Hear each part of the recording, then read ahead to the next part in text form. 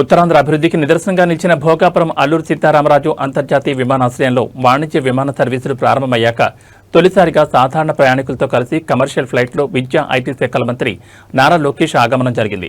ఎయిర్పోర్టుకు చేరుకున్న మంత్రి లోకేష్కు తెలుగుదేశం పార్టీ శ్రేణులు, ప్రజాప్రతినిధులు ఘనస్వాగతం పలికారు. విమానాశ్రయంలో కార్యకలాపాలు ప్రారంభమైన తర్వాత మొదటిసారి కమర్షియల్ ఫ్లైట్లో వచ్చిన మంత్రి నారా లోకేష్కు టీడీపీ రాష్ట్ర అధ్యక్షులు పల్లా శ్రీనివాసరావు, విజయనగరం ఎంపీ కలిసెట్టి అప్పలనాయుడు, ఎమ్మెల్యేలు లోకం నాగం మాధవి, విష్ణుకుమార్ రాజు, ఈశ్వర్రావులు ఘనంగా పూలమాలతో స్వాగతం పలికారు.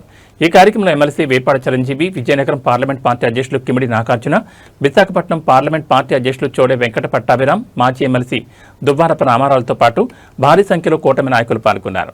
భోగాపురం ఎయిర్పోర్ట్ అందుబాటులోకి రావడంతో ఉత్తరాంధ్ర పారిశ్రామిక రవాణా రంగాల్లో నూతన అధ్యాయం మొదలైందని నేతలు హర్షం వ్యక్తం చేశారు.